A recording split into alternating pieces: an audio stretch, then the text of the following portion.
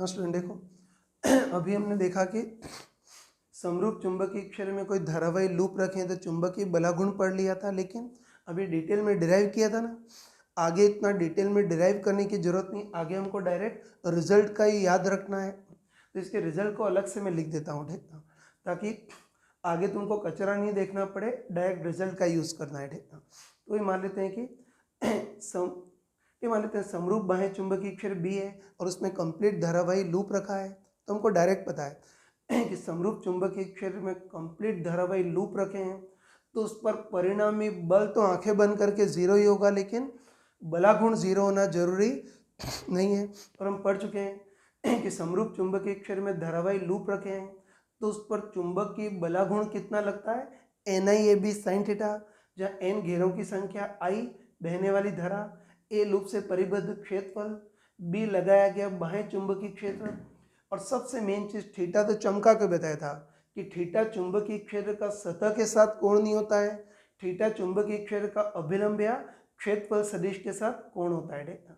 और थोड़ा ध्यान रखना, तुम समझ सकते हो कि इस फॉर्मूले को हमने आसानी के लिए आयताकार लूप के लिए प्रूव किया था, लेकिन याद रखना कि लूप आयताकार ही नहीं, लूप किसी भी आकार का हो, ये फॉर्मूला वैलिड है। अगर लूप किसी अन्य आकार का होगा तो डेरिवेशन तो थोड़ी टफ हो जाएगी, लेकिन आंसर यही आएगा। तो समझ जाना कि आसानी के लिए हमने आयताकार लूप के लिए प्रूव किया था, लेकिन लूप वृत्ताकार, त्रिभुजाकार कैसा भी हो, ये फॉर्मूला लग जाएगा, ठीक है। तो बस समरूप चुंबकीय क्षेत्र में रखे लूप पर बलागुण N I A B sine theta, ये हमने पढ़ लिया, ठीक है। एक और चीज बताई थी कि बताओ इसमें जो एन आई ए है इसको शॉर्ट फॉर्म में मैग्नेटिक मोमेंट एम बोल सकते हैं, है ना, बताया था। तो याद रखना कि इसमें जो एन आई ए है इसको शॉर्ट फॉर्म में मैग्नेटिक मोमेंट या चुंबकीय द्विध्रुव आघूर्ण एम बोल सकते हैं। तो लूप पर लगने वाले चुंबकीय बलागुण को शॉर्ट फॉर्म में हम एम बी साइन थीटा भी बोल सकते हैं, ठीक है। ये तो बलागुण का मान आ गया, और बलागुण की दिशा देखनी है तो मैंने बताया था कि चुंबकीय बलागुण ए क्रॉस बी पर डिपेंड करता है, इसलिए चुंबकीय बलागुण की दिशा ए वेक्टर से बी वेक्टर की ओर घुमाने वाली होती है। जैसे किसी भी लूप का एरिया वेक्टर ऐसा है और लगाया गया बाह्य चुंबकीय क्षेत्र ऐसा कुछ है, तो बलागुण की दिशा ए वेक्टर से बी वेक्टर की ओर घुमाने वाली होगी, मतलब इस दिशा में घुमाने वाली होगी। ये सर हम पढ़ चुके थे, ठीक ना। और पता है कि चुंबकीय बलागुण को अगर वेक्टर फॉर्म में लिखना है तो हम क्या लिख सकते हैं, एन आई ए वेक्टर क्रॉस बी वेक्टर, या इसको एम क्रॉस बी भी लिख सकते हैं, ठीक है। कब कौन सा यूज करना हो, स्मार्टनेस होनी चाहिए कि दोनों का मतलब तो सेम हो, दोनों का मतलब तो सेम ही होता है।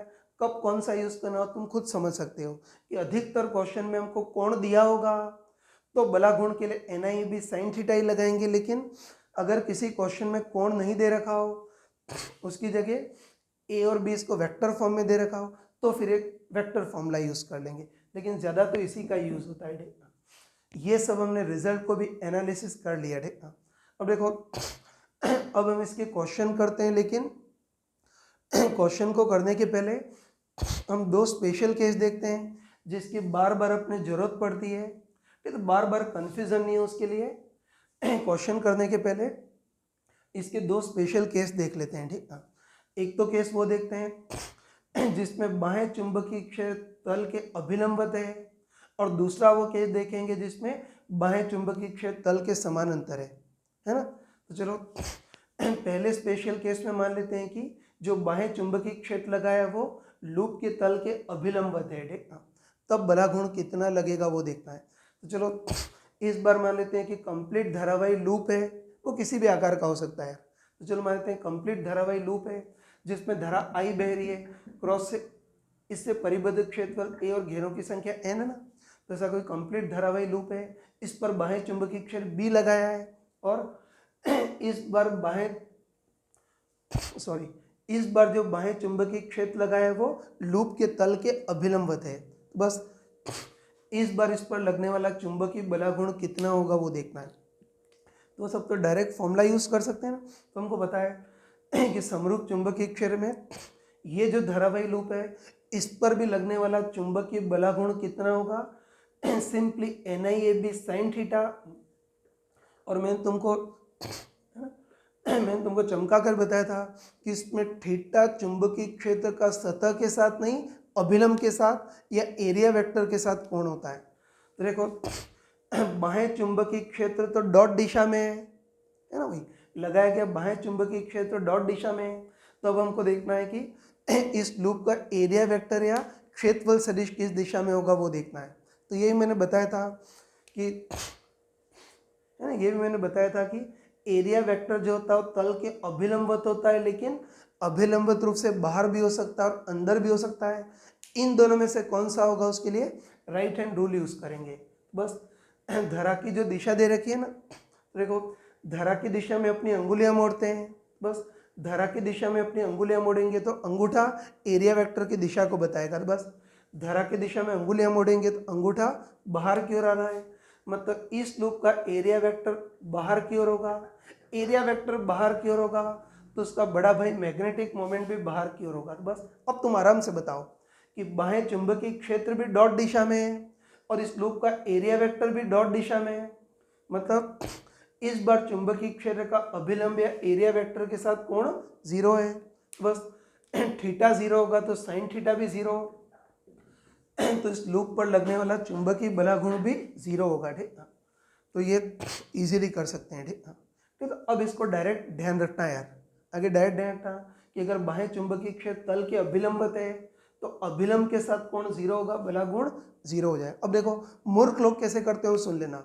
मूर्ख लोग क्या करते हैं कि बाह्य चुंबकीय क्षेत्र तल के अभिलंबित है, बस गधों टाइप से अभिलंबित सुनते ही थीटा इक्वल टू 90 रख देते हैं और पूरा सत्यानाश हो जाता है। ठीक है, इसीलिए मैंने चमका कर बताया था इस फॉर्मूले में क्लियरली बताया था कि इस फॉर्मूले में थीटा चुंबकीय क्षेत्र का सतह के साथ कोण नहीं होता है, अभिलंब के साथ कोण होता है। तो तुम डायरेक्ट बोल सकते हो कि चुंबकीय क्षेत्र सतह के अभिलंबित है तो अभिलंब के तो अनुदिश होगा ना, अभिलंब के अनुदिश होगा मतलब अभिलंब के साथ कोण 0, साइन थीटा भी 0, तो बलागुण भी 0 होगा। इसको डायरेक्ट ध्यान रखना है। चलो अब दूसरा स्पेशल केस लेते हैं। अब मान लेते हैं कि लगाया गया बाह्य चुंबकीय क्षेत्र लूप के तल के समानांतर है।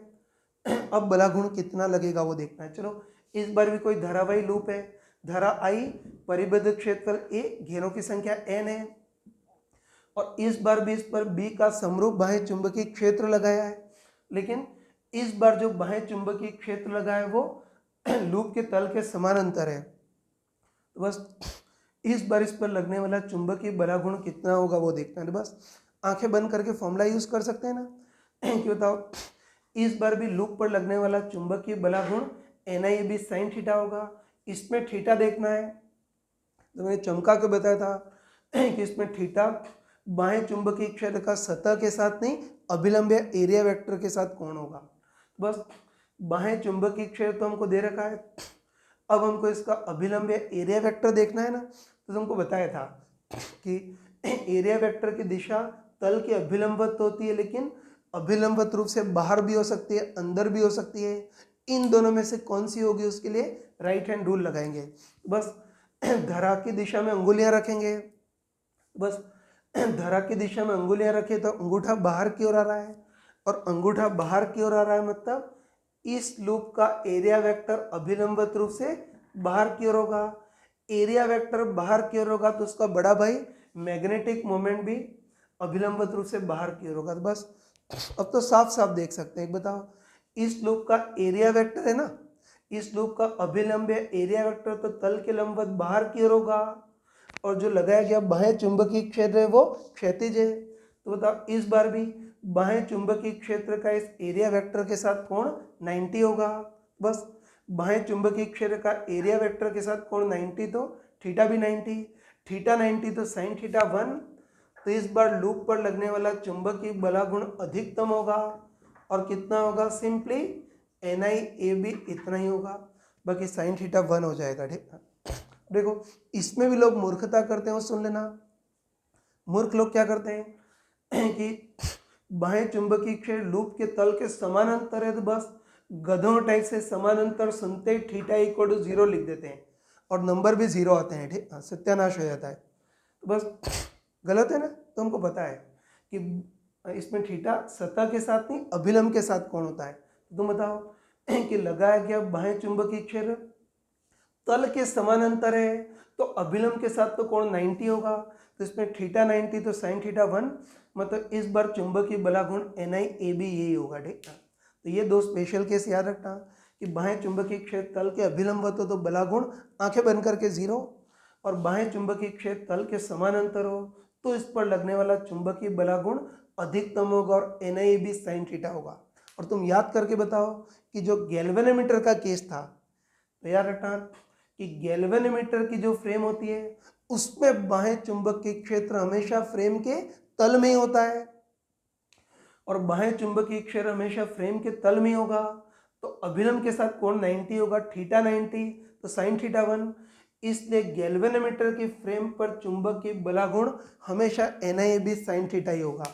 ये हम गैल्वेनोमीटर में पढ़ा था। बस अब हम इसमें आगे बढ़